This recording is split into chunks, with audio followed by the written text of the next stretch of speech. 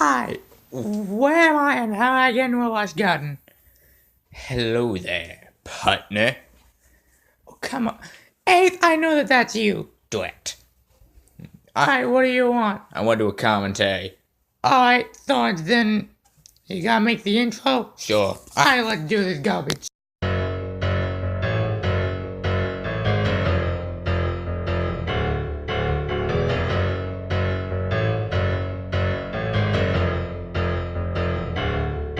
Now a rainbow's tale isn't quite as nice as the story we knew of sugar and spice. But a rainbow's easy once you get to know it. By the way, whenever he's not commenting on the video, then the video before will be sped up tremendously. In the end, it just kind of makes it seem irritating. This is something of the fact of it's always great when people footage start is off sped a up commentary to the with point an where ad hominem attack. it Now, normally might as well I don't just be care about skipped. ad hominem attacks. So yeah, I but the just wanted to thing- point that out. Waste of time.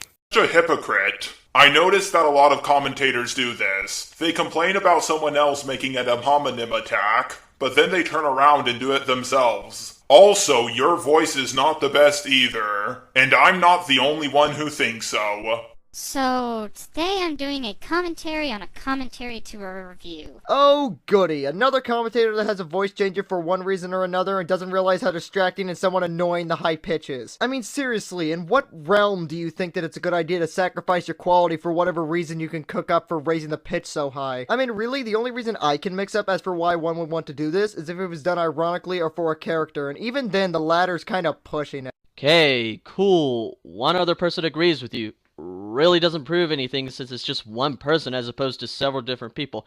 But nah, this is Ryan we're talking about here, so everything he says alone has to be the end-all be-all, right? Also, given that Ryan and myself have been in Skype calls with Doodles on a daily basis where she uses the same voice changer that she uses in her commentaries for the past few months now, on top of Ryan going on to do a tryout with her on his channel and another upcoming tryout, may or may not be on my channel, this could honestly be seen as an outdated point since I don't think Ryan would be as willing to be around her as much as he has been for the past few months if he still felt that way about her voice. Buddy, that's great, but you know, how would John know this? Like, I'm not joking here. How would he know that you were in multiple Skype calls with doodletones using the exact same voice modifier? How would he know that you were in Skype call with Doodle at all? Especially thinking of the fact of, I could say that was the stream thing, but you know, thinking of the fact of, you bring up the tryouts that you did, yeah, especially the upcoming one, which by the way, at this point hasn't been released yet. How would he know any of this? Okay, this explosion was pretty big. However, you could make the argument that the explosion was a combined effort of the electrobe and the hot air balloon's fuel tank. Let's do two more.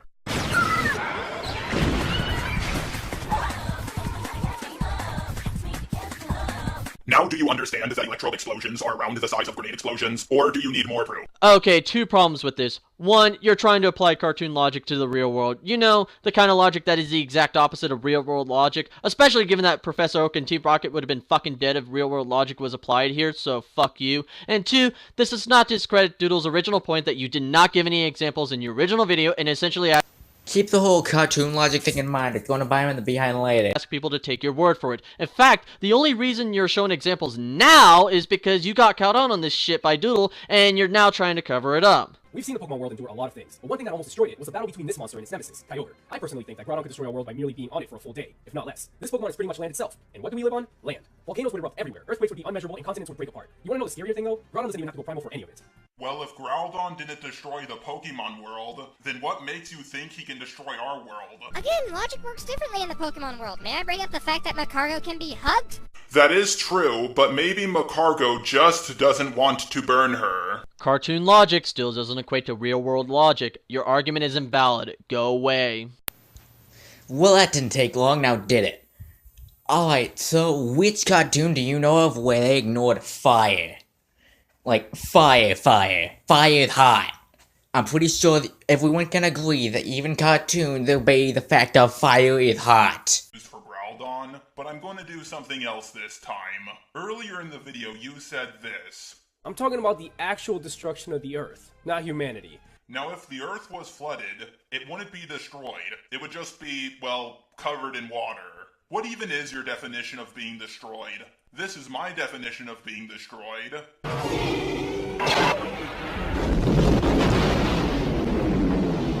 Large amounts of flooding can't destroy the Earth until it does. Storms can't cause damage until they do. Doodletones does this a lot. She seems to think me saying that something won't destroy the Earth equals it won't do any damage at all, which is completely false.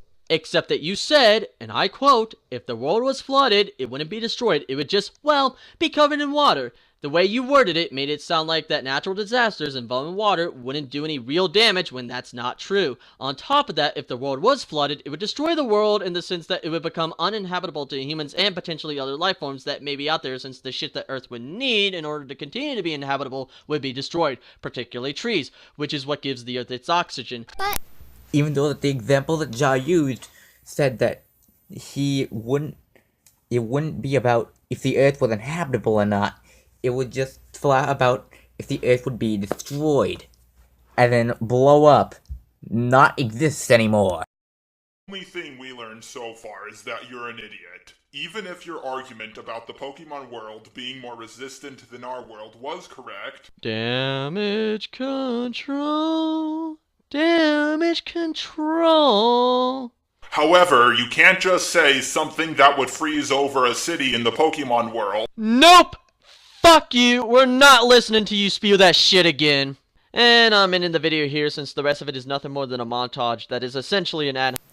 Hey buddy, don't you remember the joke at someone's expense thing? I'm pretty sure that's what you did when you call just a robot for damage controlling. So then why don't you think that that's what Ja is doing? Especially thinking of the fact of, I don't know, he's not trying to debate an argument here. He's literally just saying that Doodletones is a weeaboo, and that's about it. So then, final thoughts time. Whew, boy, where to begin? Alright, so then, this video was overall train wreck in my opinion. It didn't exactly show that much weight, and it didn't exactly show that much evidence to back up his claims. And for why I could indeed argue that he didn't exactly need that much evidence to begin with, I'm pretty sure that you need evidence in order to back up some of these claims here. So my final thoughts, the only thing that I can really say is you need to find out how to organize your claims better. You know, show evidence, show like a picture, a small video clip or something like that. Because, just like as it stands, we had to take your word on a lot of this stuff. Like for instance, some of the, oh yeah, just killing a god could have massive consequences, even though there were multiple videos in God of War 3. Which, true, well, you could say was a different game entirely. That doesn't exactly invalidate the fact of it shows the death of a god and the consequences that brings. So, yes, this has been the Flames of Insanity, and as always, I will see you guys on the flip side.